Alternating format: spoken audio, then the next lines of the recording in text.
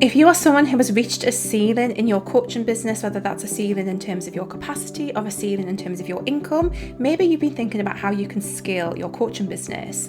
But if you are a heart-centered or highly sensitive person, you might have some concerns about how you can do that and still stay aligned.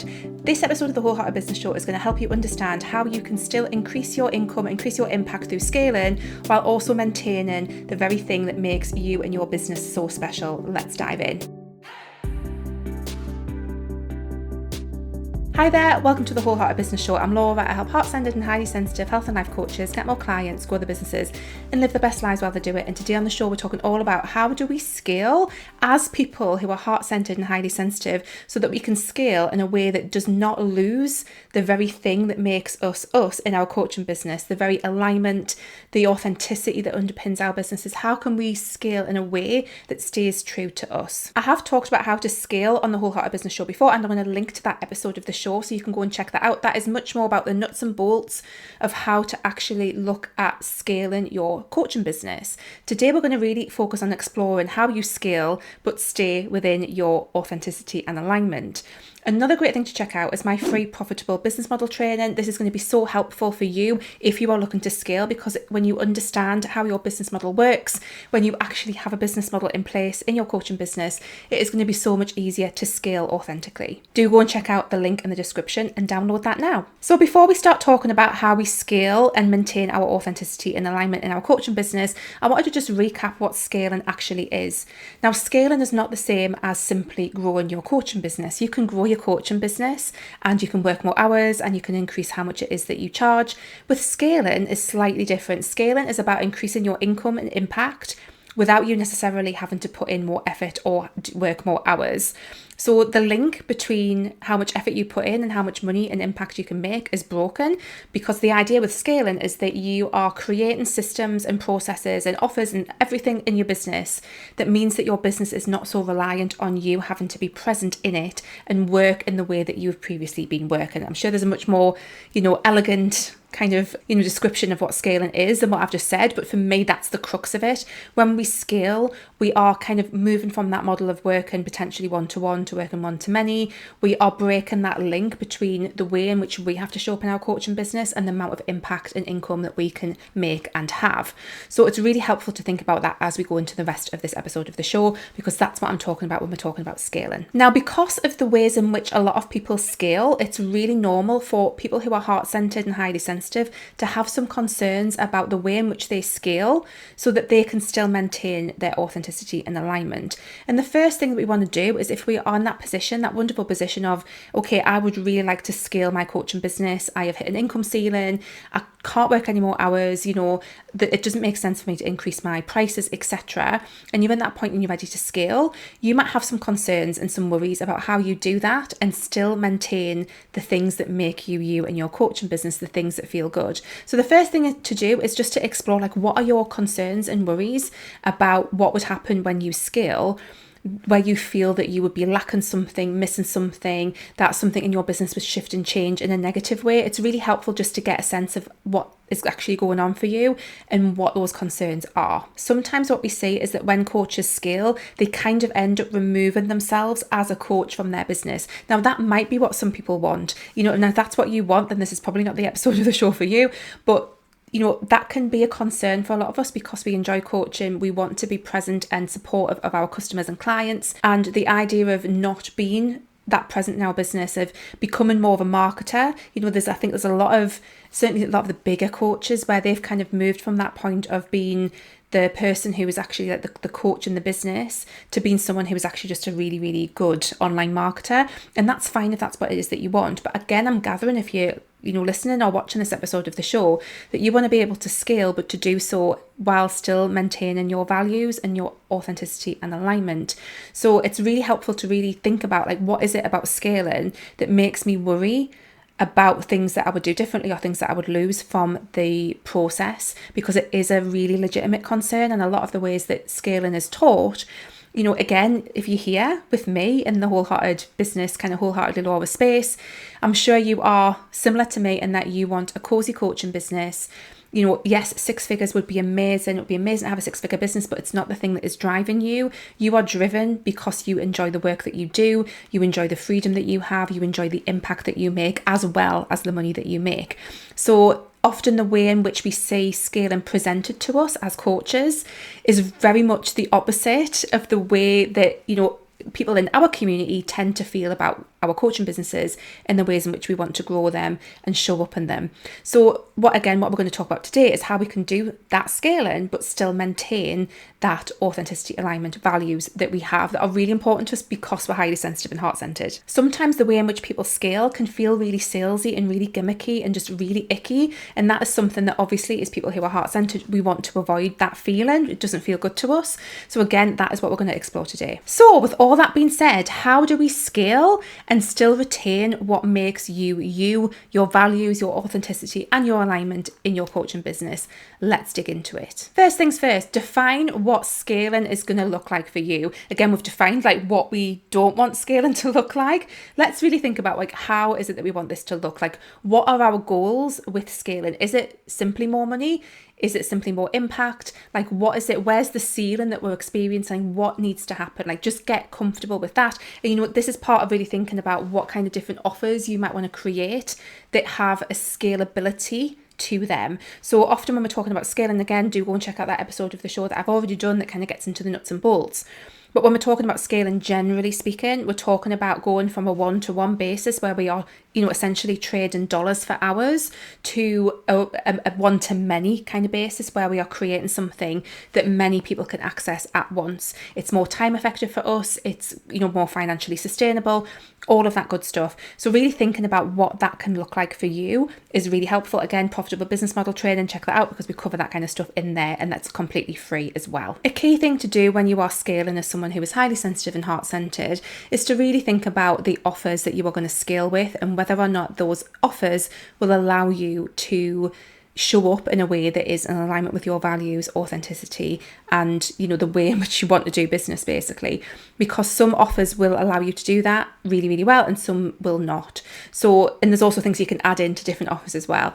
So, when I'm talking about the different kinds of ways you can do this, essentially what we're talking about is moving from a position where you are genuinely working with people one-to-one, which is dollars for hours, that exchange, to working in a way that is one-to-many, where you can actually serve and support more than one person at the same time, which again increases your capacity, means that you can generate more income, and means that you can have more impact. So when we think about the offers that we're going to scale with, you want to be thinking about, will this offer allow me to basically live out your values in your business? Because, for example, if you have a value of being very highly available to your people and having an individualized approach, a self-study course might not necessarily be in alignment for you right now. It might be further on down the line when you have other options, but right now it might not be.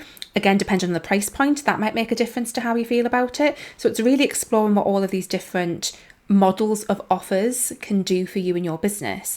Now, one of the great things that you can do straight away that is going to make any offer that you create and sell more in alignment, if you are someone who values being available for people, being able to support people on an individual basis, even if you're not working with them one-to-one, is to explore how you can include more of you in your offers. Now, there's various different ways that you can do this, but just to list off a few, you can offer a live round where perhaps you are doing group live calls. You can obviously offer group situations where you're in there and you're coaching, but you're coaching in a group.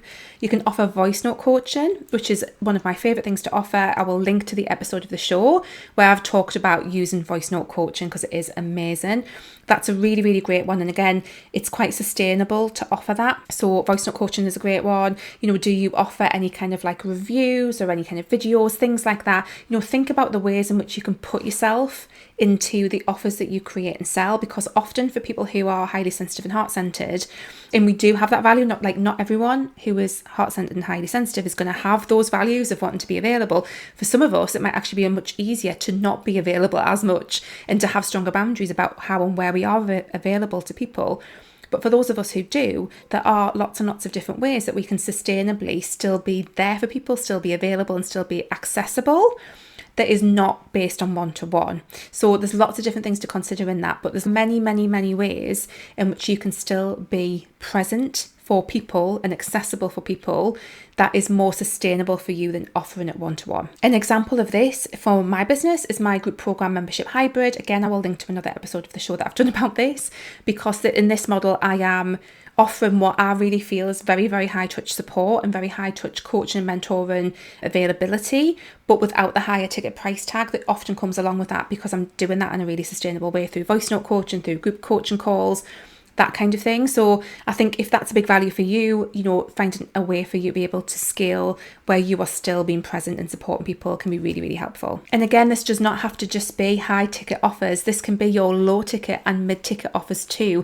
You just need to find a way of being available that is sustainable. So it's, again, what you don't want to be doing is being available for everyone and it not be sustainable. But if you have the right method of availability, like for example, voice note coaching is a really, really good example, then often you can be there for people in a way that you want to and that you want to be supportive without it being unsustainable for you to deliver on at the price points that you're looking at. So really think about those options as well. Something else that you can do as you scale to retain the sense of you being in your business and to still be present and to not feel so salesy and icky is for you to humanize your main touch points in your business. Now, when we start to get into the scaling conversation, part of what we often talk about is automation, systems, processes, things like that kind of take some of the heavy lifting out of your business.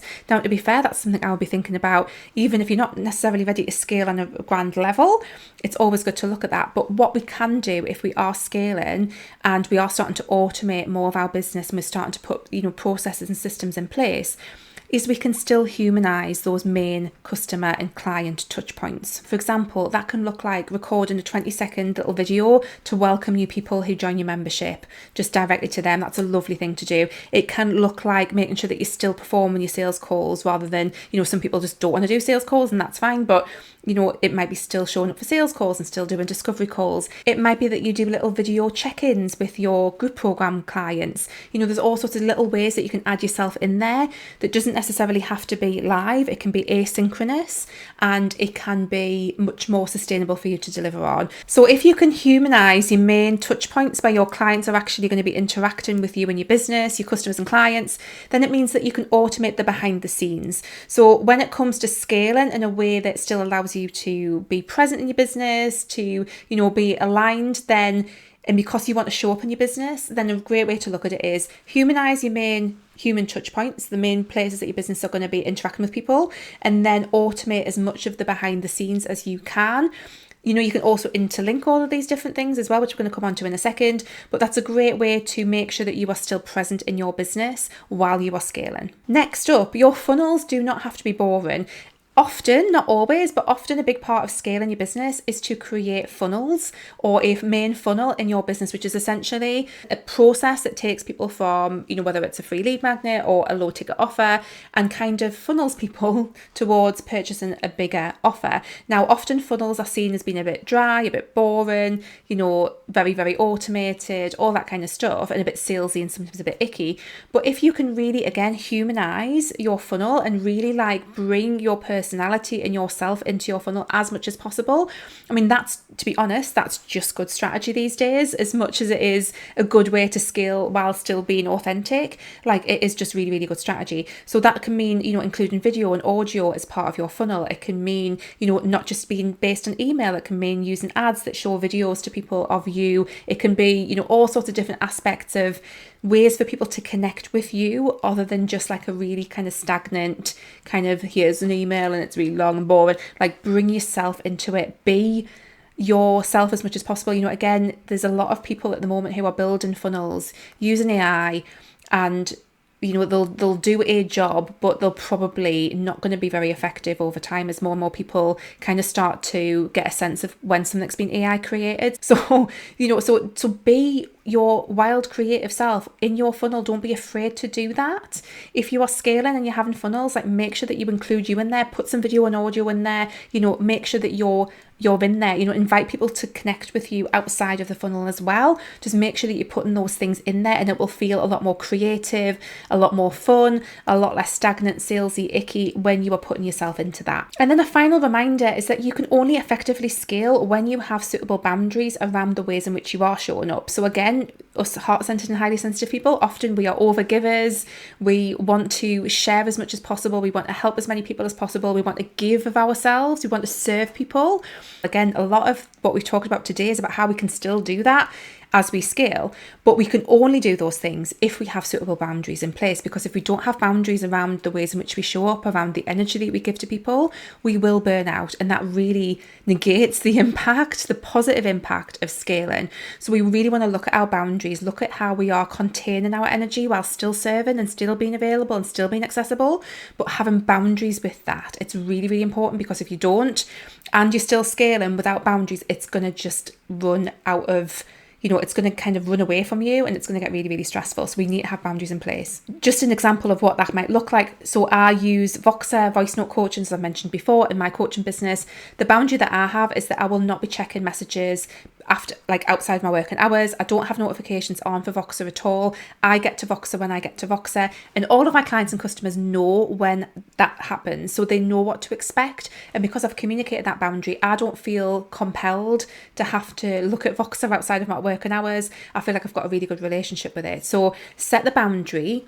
Know that it's okay to have boundaries with your customers and clients. It's absolutely fine. You can still serve them. You can still be available. You can still be accessible, but have the boundary and communicate it, because if you don't communicate it, you're going to second guess yourself constantly and think that you need to be more present than you actually do. So have a boundary, communicate that with people. Really, really helpful when you are scaling. So there we have it, a quick few things to think about if you are scaling as someone who is highly sensitive and heart-centered, who wants to still be present in your business, who still wants to maintain that connection with people, who still wants to, show up in your business in a way that feels good, where you are still actually being a coach, you're still being the person in your business that people connect with. You're not bringing other coaches in and outsourcing your actual coaching work. You're not becoming just an online marketer. You are actually still in your business. And I really hope that these tips and tricks and ideas have given you some things that you can take away and implement in your business today. Finally, a quick reminder, go and grab the Profitable Business Model training. It is completely free. It's a great starting point to helping you see how you can start to scale,